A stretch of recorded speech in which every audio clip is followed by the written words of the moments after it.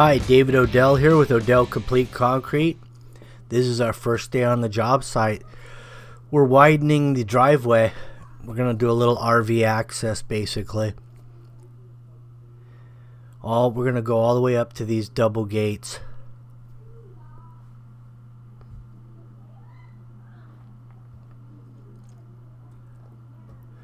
What I'll do on those double gates, also we're doing this little bit of a parkway here. Here's your water meter. That was it was actually the whole box, the concrete box is a little low, so I'll pry that up, level it up with top of sidewalk and curb, and then we'll pour around it.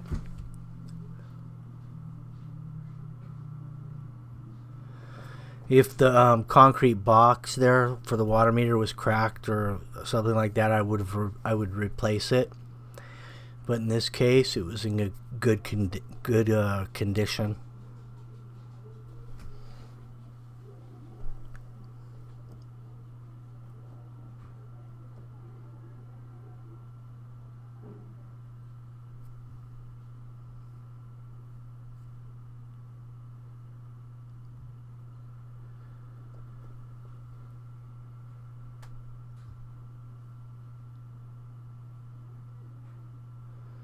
Now on this double swing gate, what I'll do is I'll put the concrete about 6 inches behind it, maybe 4 inches, something like that. That way these posts that sit down to hold it from swinging, we could actually anchor them, drill a hole, or wet set these poles that slide down. We can actually drop those into the concrete and create a hole so that they can't move. Also, those vinyl gates weren't hung very well to begin with. The posts were wobbly. Everything was sagging about them, and we had to kind of true those up. That way, we could get straight concrete underneath it. Because when you got sagging gates, because you know it's typical of vinyl to have that happening, you gotta torque them. You gotta true them up every so often. And so that's what we had to do here. That way we could get a straight edge underneath it.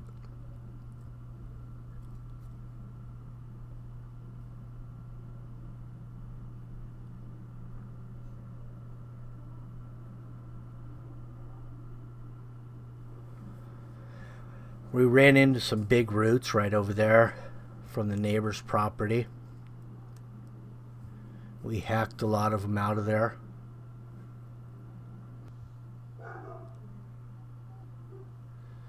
You'll notice by that water meter I have the shutoff valve handy just in case, because we think that water main runs straight up to the along the side of the garage somewhere and then goes around behind the garage and gets into the house. We're not real sure, so I have the shutoff just in case we hit it. Plus we're pulling a lot of tree roots out that may be wrapped around it. Whenever you have all those things happening and the age of this particular property, something can go wrong real quick.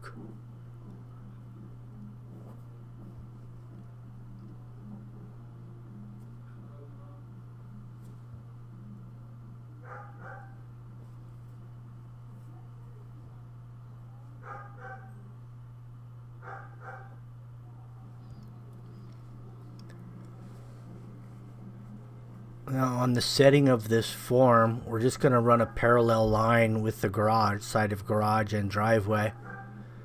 And we're going to kind of arc it. That way we don't have to remove as much dirt, and we can still try to maintain the height to retain some of the neighbor's overgrowth there from protruding into this particular property and getting water runoff and all those things.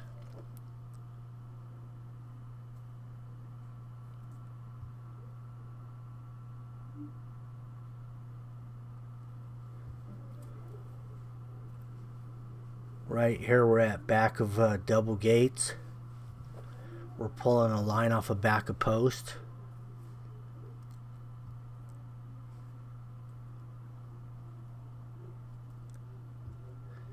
At some point maybe we can continue this drive all the way into the backyard, which would be ideal. And I'm putting some come-alongs on these posts to try to plumb them back up until we can get some concrete around them. And maybe that will help hold them from sagging. I'm not real sure, but they're not anchored real well to anything. But maybe the concrete at the bottom will hold them there.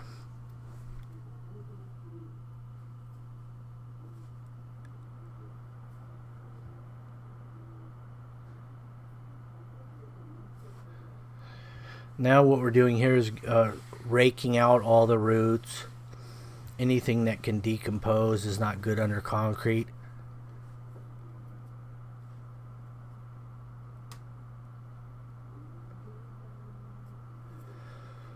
Now we're doweling into the side of the driveway.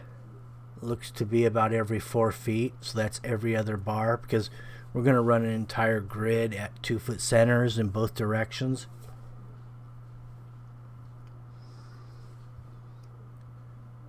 Now the vents of the house are typically level, so if you measure down from those, you'll know your slope.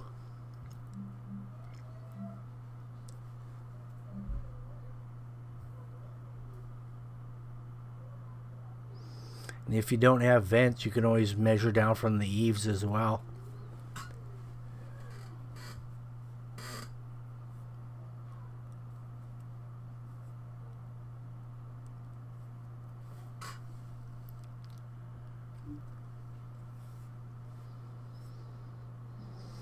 On the 3/8 rebar we're using here at 2-foot centers, our overlap is between 18 and 24 inches.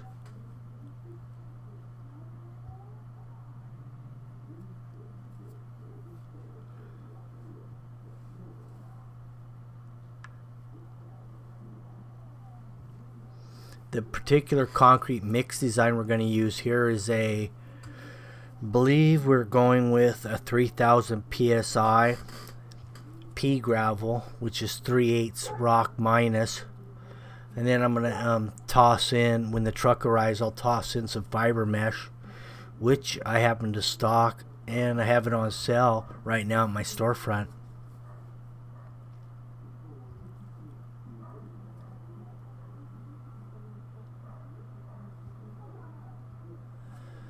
We have Big Al's pumping out of Corona here. We have Bender Concrete out of Santa Ana. There's the fiber going in up top.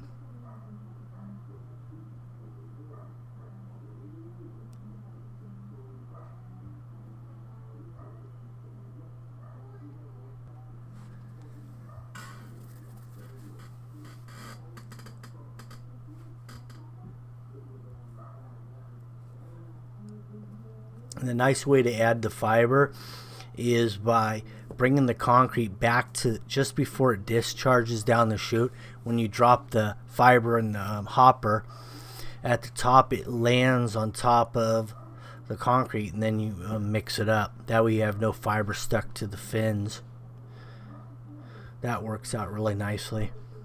Even you do that with color as well. If you're adding color on the job site, same system. Right here, the concrete's going to appear to be a little bit wet because of some of the prime is still in the hose. After you get about the first quarter yard out, then you get your real slump, which is about a 5.5 inch.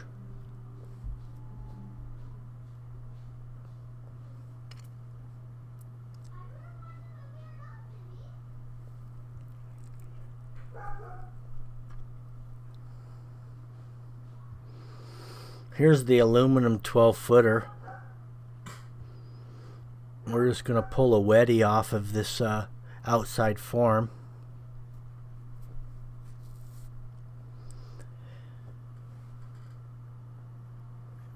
The reason we're doing that is that form is set a little bit high because it's setting on top of some footings, and we didn't feel like cutting the bottom of the 2x4 and wasting it.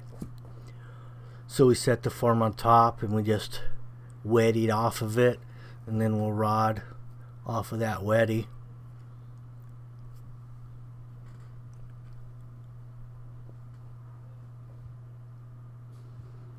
There's your 3-foot wood bull float.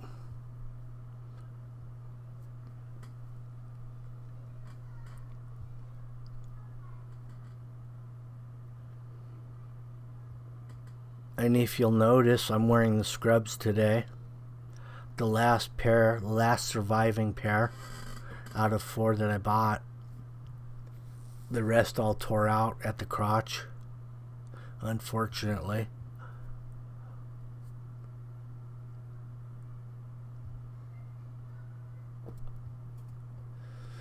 This pea gravel seems to, even though it's a 3/8 minus, the more I'm looking at it right now, it looks like there's some bigger rock in there.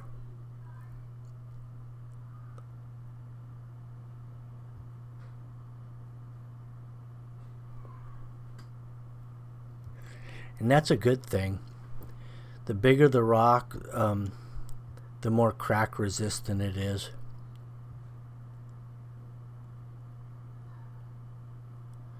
Because it's very difficult for something to crack through a center of a rock.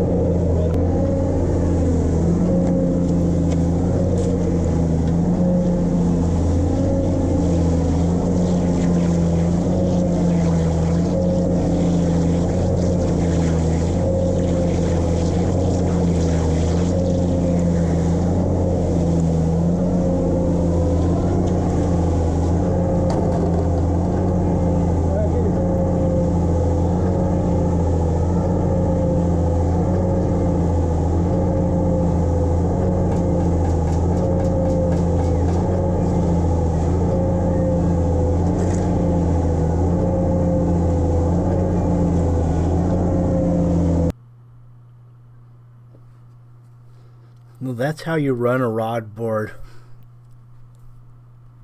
You run it off fixed points, and so it takes all the guesswork out of it. If you notice, we ran the rod board parallel to the edges first, pulled out. Then we ran perpendicular to those 2 weddies on either side, and we had a guide to ride off of. No guesswork involved.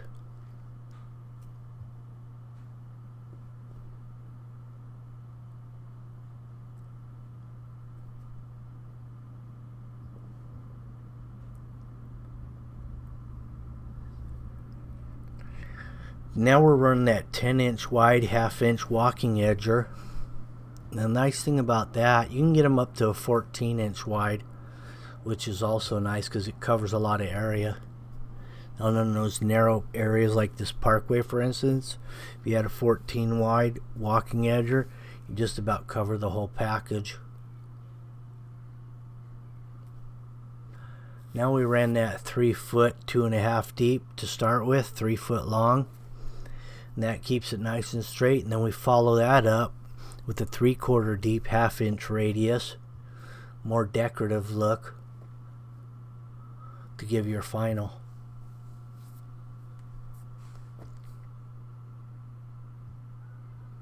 You could, after you hit it with that 2.5-inch deep rock breaker joiner, if you run that one time, you cream that crack in, it's still going to crack there, even if you don't open up again. You'll see the crack, but it'll be in a straight line.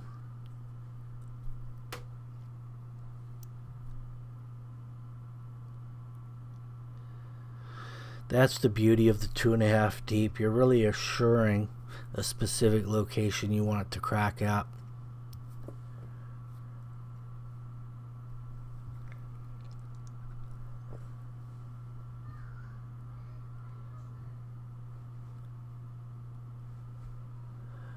So we're looking at about 7 by 10, 7 by 8 squares throughout this pour.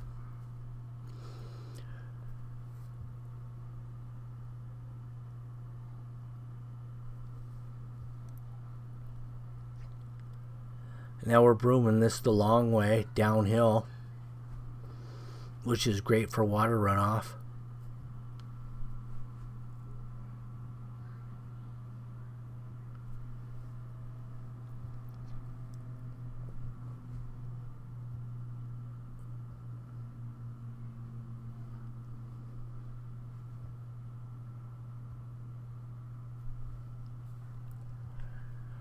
Here's that 50% horsehair, 50% nylon broom, which is my favorite for residential.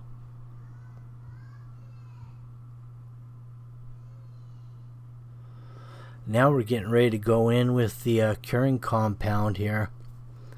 We're using the Milwaukee concrete sprayer, battery powered. I ran a little cheesecloth to strain that just to make sure I didn't clog up my sprayer. So it's double filtered. We got the cheesecloth, then we have the built-in sprayer that it comes with. This sprayer has 5 settings, 1 being the weakest, 5 being the hardest. So I'm putting it at 5.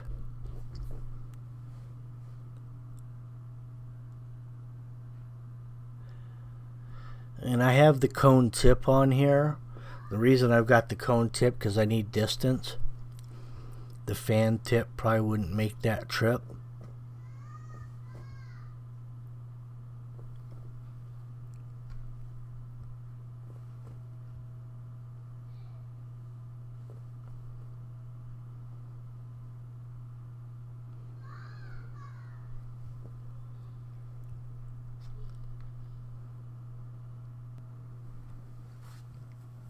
As I get closer to me with the spray, I turn down the nozzle a little bit to give it more of a broadcast spray.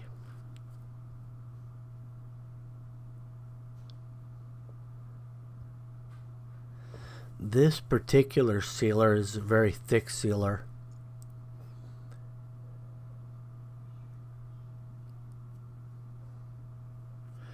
It's almost as thick as a top cast.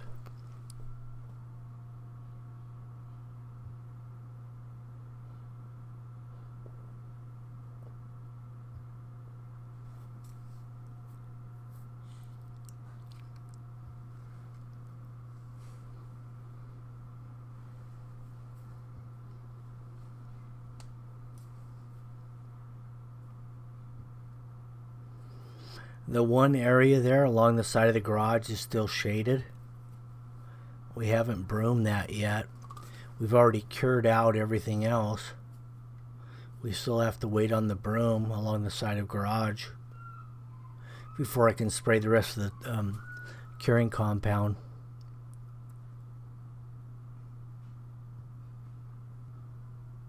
Anyway, thank you for watching, and that's your final look. The curing compound had already dried out clear, so that's a good sign. Make sure you like, subscribe, and share. Stay tuned for the next one because the next video will be the giveaway. Have a good one.